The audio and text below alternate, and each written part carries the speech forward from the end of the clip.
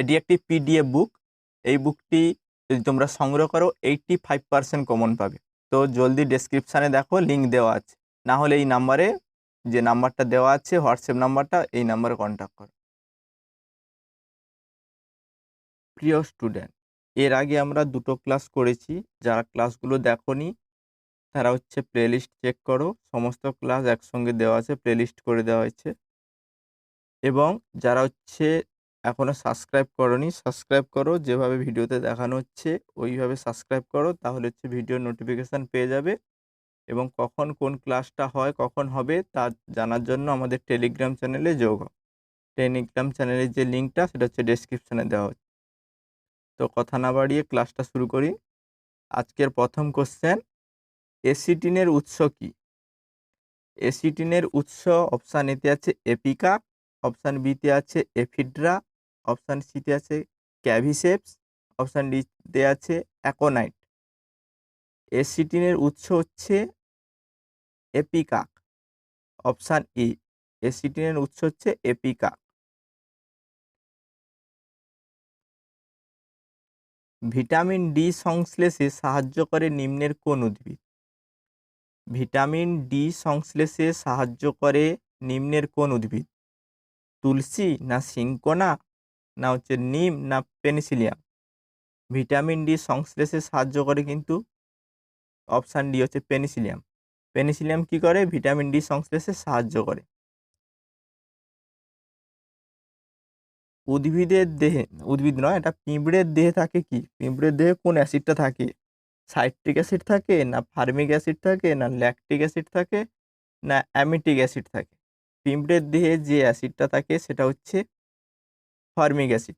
Formic acid পিঁপড়ের দেহে থাকে। আর ম্যালিক অ্যাসিড যদি বলা হয় সেটা হচ্ছে আপেলে থাকে। আর টার্টারিক অ্যাসিড তেঁতুলে বললাম কালকে। C2 চক্র অন্য কি নামে পরিচিত? C2 চক্র অন্য যে নামে পরিচিত সেটা হচ্ছে গ্লাইকোলেট চক্র। C2 চক্র বা হচ্ছে গ্লাইকোলেট চক্র। ক্যারোলাস লিনিয়াস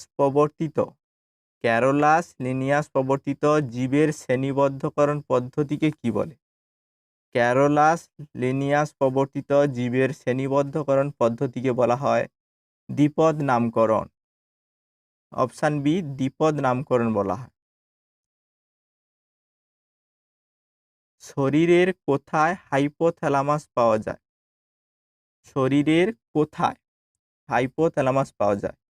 অপশান এ ক্ষুদ্রান্তে, অপশান বি অগ্নাশয়ে, অপশান সি মস্তিষ্কে, অপশান ডি হৃৎপিণ্ডে। শরীরের যে অংশে হাইপোথ্যালামাস পাওয়া যায় সেটা হচ্ছে মস্তিষ্কে। মস্তিষ্কে হাইপোথ্যালামাস পাওয়া যায়। মানব শরীরের হাড়গুলি হচ্ছে তার অংশ। মানব শরীরের হাড়গুলি হচ্ছে যার অংশ, সেগুলো কোনগুলোর অংশ? মানব শরীরের হাড়গুলি কিসের অংশ? সংবহন ব্যবস্থার, না হচ্ছে স্কেলিটাল ব্যবস্থার, না স্নায়ু ব্যবস্থার, না হচ্ছে ভাস্কুলার ব্যবস্থার? মানব শরীরে যে হাড়গুলো থাকে যে তার অংশ হচ্ছে স্কেলিটাল ব্যবস্থার। স্কেলিটাল ব্যবস্থার অংশ হচ্ছে মানুষের শরীরে হাড়।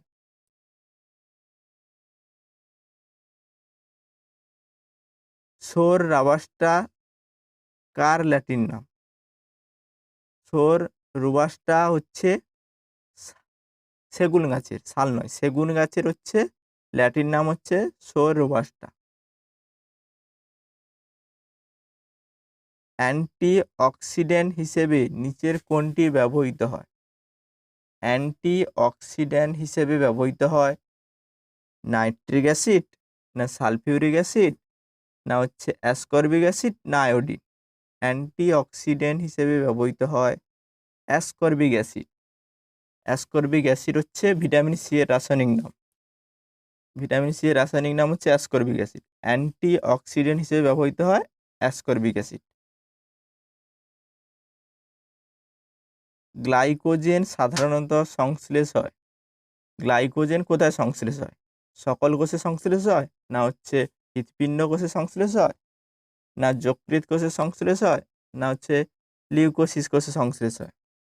গ্লাইকোজেন সাধারণত যকৃৎ কোষে গ্লাইকোজেন সংশ্লেষ হয়। গ্লাইকোজেন সংশ্লেষের পরে গ্লুকোজ উৎপন্ন হয়। মানব দেহে কয়টি হাড় রয়েছে? মানব দেহে হাড় রয়েছে কয়টি? 206টি। মানব দেহে কয়টি হাড় রয়েছে? 206টি। এটা সবাই জানে। নিম্নলিখিত কোন জীবে তাদের জীবনচক্রের যৌনক্রম দেখা যায়? অপশান এতে আছে ফার্ন, অপশান বিতে আছে কর্নিফার, অপশান সিতে আছে সিস্টার, আর অপশান ডিতে আছে পতঙ্গ। এই 4টি অপশানের মধ্যে কোনটি জীব কোন জীবে তাদের জীবনচক্রের যৌনক্রম দেখা যায়? উত্তর হবে ফার্ন। ফার্ন হচ্ছে জীবে তাদের হচ্ছে জীবনচক্রের যৌনক্রম দেখা যায়।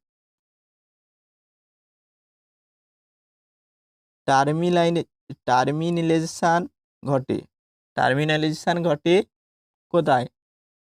টার্মিনালাইজেশন ঘটে লেপ্টোটিনে, না হচ্ছে ডিপ্রোটিনে, না জাইগোটিনে, না হচ্ছে প্যাকাইটিনে। টার্মিনালাইজেশন ঘটে ডিপ্রোটিনে হচ্ছে টার্মিনালাইজেশন ঘটে। নিম্নলিখিত কোনটি শরীর থেকে ইউরিক অ্যাসিড নিঃসরণ করে? অ্যামিবা, অপশান বি হচ্ছে তেলেপিয়া, অপশান সি চুড়ুই, না উট। এই 4টি অপশানের মধ্যে কোনটি শরীর থেকে ইউরিক অ্যাসিড নিঃসরণ করে? চড়ুই পাখি। অপশান সি হচ্ছে চড়ুই পাখি শরীর থেকে ইউরিক অ্যাসিড নিঃসরণ করে। নিম্নলিখিতগুলির কোনটি ম্যাচিং দল নয়? এখানে যে পরপর দেওয়া আছে তাদের মধ্যে কোন দলটি ম্যাচিং দল নয়? তোমরা দেখে নেবে। এটা সঠিক অ্যান্সার হবে তিমি, টিকটিকি ও ব্যাঙ।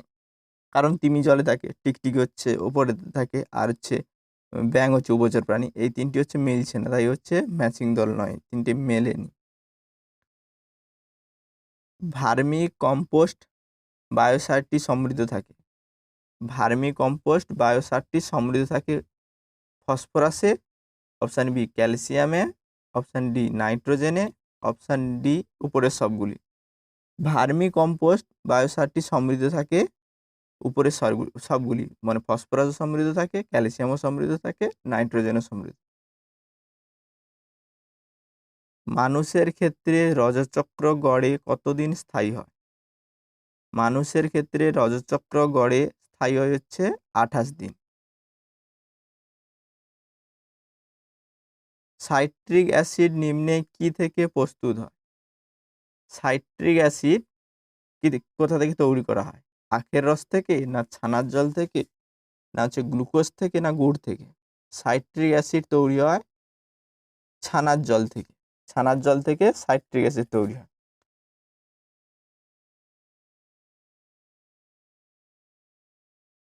সবুজ উদ্ভিদ আমাদের জন্য প্রয়োজন কারণ? সবুজ উদ্ভিদ আমাদের কি জন্য প্রয়োজন?